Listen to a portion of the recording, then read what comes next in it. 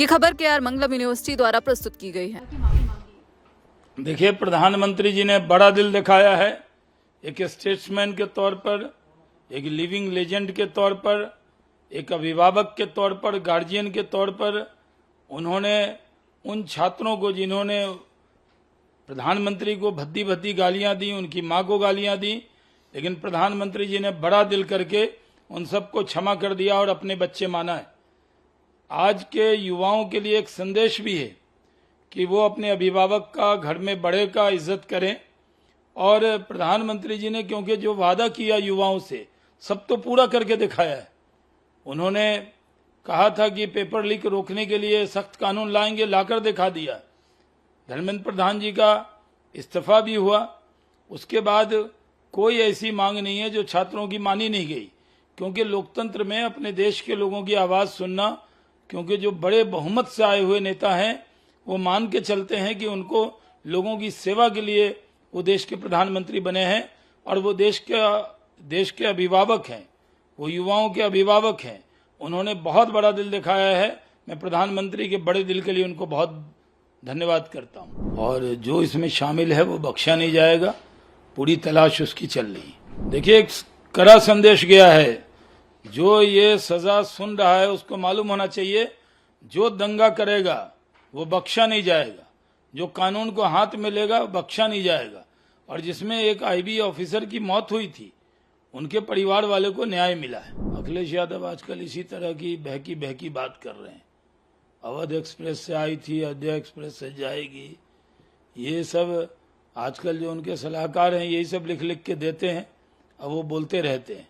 उनको मालूम होना चाहिए इस बार खाली हाथ रह जाएंगे। इस बार भी प्रचंड बहुमत से भारतीय जनता पार्टी उत्तर प्रदेश में सरकार बनाएगी। देखिए, अलग थलग पड़ गए हैं अरविंद केजरीवाल।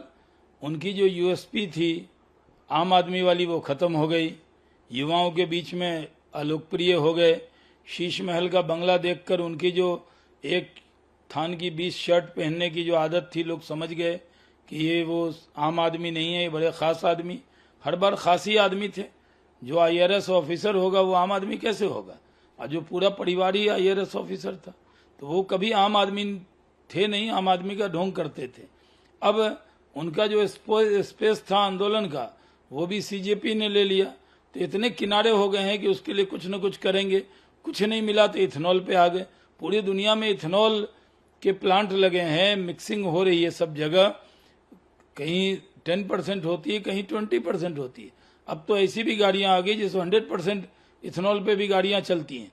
लेकिन जो दुष्प्रचार हो रहा है, उस दुष्प्रचार के ऊपर बैठकर वो अपनी राजनीति करना चाहते हैं। कुछ हासिल नहीं होगा।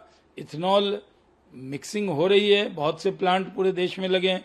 जब मैं इंडस्ट्री मिनिस्टर था बिहार में, तो मैंने भी बहुत से इथेनॉल के प्लांट लगाए और उससे किसानों को भी लाभ हुआ और देश का डॉलर भी बचा। क्योंकि जो तेल मंगाते हैं उसमें 20% तेल मंगाने में जो डॉलर लगता था वो अब नहीं लग रहा है। इस पर कोई कंफ्यूजन है तो उसको दूर किया जा सकता है। इस पर राजनीति कैसी? देखिए, जब सरकार ने, जब पूरी दुनिया में दाम बहुत थे, जब डबल हो गए थे, तब भी सरकार ने बहुत कम दाम 8 से 10% ही बढ़ाए थे। अभी अगर कम हुआ है तो उसको भी कम किया जा रहा है, क्योंकि हमारी सरकार पूरी तरह आम लोगों की चिंता करने वाली सरकार है। हमारे नेता नरेंद्र मोदी जी पूरी तरह सबकी चिंता करते हैं। इसी वजह से जनता को ज्यादा से ज्यादा रिलीफ मिले, इस पर वो काम करते हैं।